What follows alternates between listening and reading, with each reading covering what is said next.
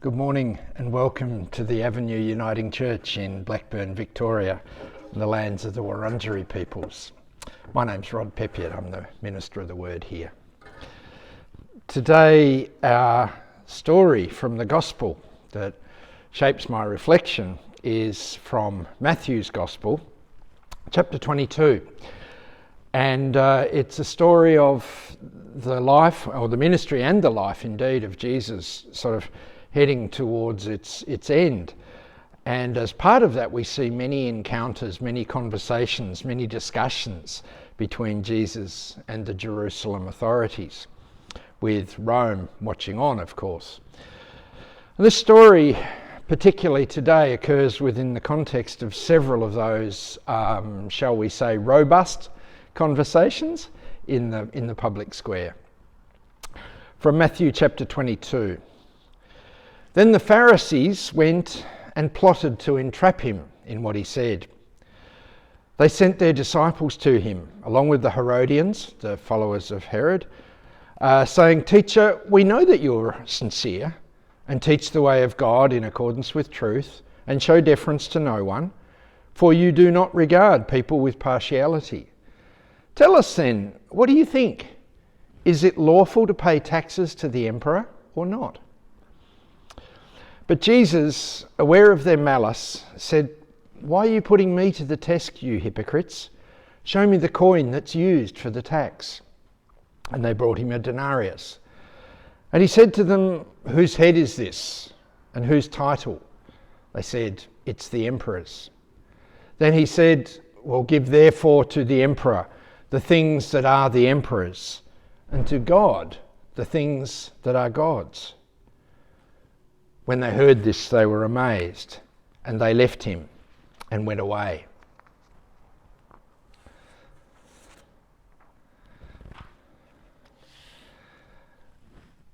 Money. I like Australian money. Recently I was in the United States and I struggled with the cash that they have there. Because it's all very similar and you have to look really hard to look and see what it is that you're pulling out of your wallet. But our money comes in different shapes and sizes, and it's quick and it's easy to see what's what. Did you know that because I didn't really, but Australian banknotes tend to have nicknames, given them over the years, I guess. A $5 note like this one is known as a prawn because it's pink. There you go. A $10 note, I haven't got one of those, it's largely blue and it's been called the blue swimmer. The 20 is largely red, and so it's been known as the lobster. The $50 note, largely yellow, it gets called a pineapple. I didn't realise that till one of my family said, "Oh, here's a pineapple." Oh, righto. The $100 note, because it's largely green, and I haven't got one because I haven't had one for ages, is often known apparently as a jolly green giant. And I like that. I think that's kind of cute. Something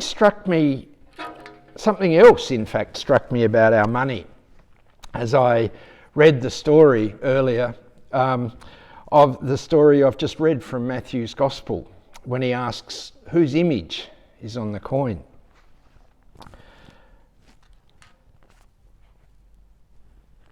As we look at our currency, we notice that, with the exception of this one,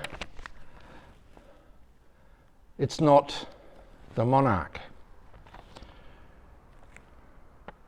It's different figures who have been important in the history in some way of our nation Australia, whether it's Caroline Chisholm or David Uniapon or John Flynn or a number of others. They have been very carefully drawn onto our notes. And the other thing with our notes is, as I've just said, they have much more than just the value of the denomination. They have these figures, John Flynn there, Mary Reeby on this one, David Uniapon, Edith Cowan on the 50. They tell stories of who we are. Now I know that they're also very busy so that they're harder to copy, but they could just as easily have all sorts of swirly patterns on them for that. It seems to me that someone, and I'm really grateful for it, someone has quite deliberately set out to include on our money these people and their stories, and to tell some of those stories. And they are there because they are part of what has made Australia who we are today. Now we might miss that a bit perhaps when they're sitting in our wallet or our purse, although the person near and dear to me who makes sure they face us the same way in their wallet might get a good look at them as they're sorting. But most of us, they're just something we get, aren't they? And then we give them away. And then we don't really stop to notice the stories. And I suspect I'm not the only one to have not held a Jolly Green Giant recently.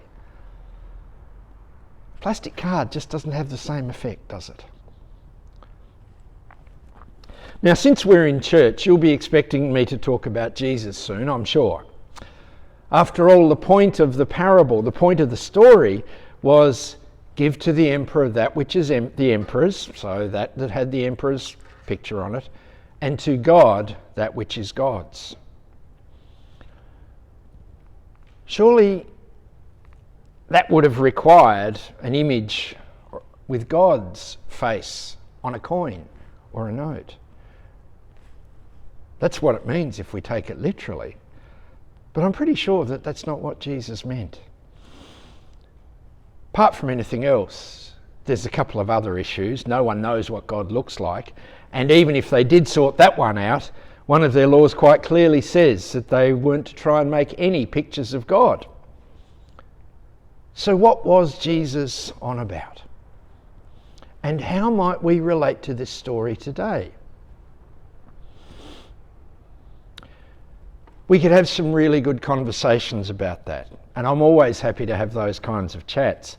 I love what I learn and what I share, what we share when we have those kinds of conversations about the stories of Jesus. And it's important to remember, of course, that this was a conflict situation. So people were out to trap Jesus. So there's plenty behind that as well.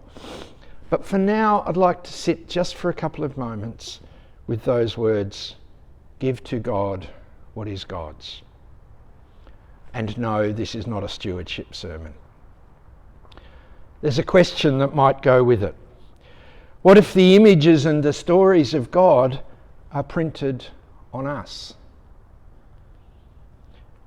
Just like our money holds more than simply the value of the coin or the note, it holds the stories and the images that are important to our nation. What if we hold within ourselves the stories and images of the sacred for our world? And how do we give those to God, however we understand God? As I said, this isn't a stewardship sermon. I'm not talking about the offering in church here, folks, although our financial giving has always been part of our faith. And in calling it the offering rather than the collection, I think that carries that sense of sharing our wealth within the work of the church in the world. But I'm not actually talking about that. I'm asking how we offer the stories and the sacred images that make us who we are as followers of Jesus to the life-giving, creative and compassionate presence in the world that we call God. To stick with the money image for a moment, how do we keep those stories and images of holiness in circulation? I had a long and wonderful chat with a wise and faithful friend the other day, and this question came up. And I was struggling a bit to know where to go with this reflection, this witness. And her response really helped me. It was that we do it by being the most faithful version of ourselves that we can be. That whatever coin or note we are, we do our best to be that note or coin in the service of the world around us, and therefore in the service of the Holy Spirit. If we're a $20 note, we do what a $20 note can do, as best and faithfully as we can. Others can do what a $50 note can do. Of course, our 20 might go well, and we might find we've got $70 worth between us. Friends, we have our stories. I believe we do have the image of God printed in us, on us. Just as surely as the $5 note has Caroline Chisholm's and the 50 has David Uniapon's. Like theirs, ours is a story worth remembering, worth sharing, and worth living. That person gave me great encouragement at the end of what had been a long and really frustrating day, and I'm very grateful to her for that. I'm not sure what currency each of us brought into the room as we began to talk, but I do know that afterwards, as I sat back at my desk to finish this reflection, I'd experienced just a little inflation in a good way. Blessings.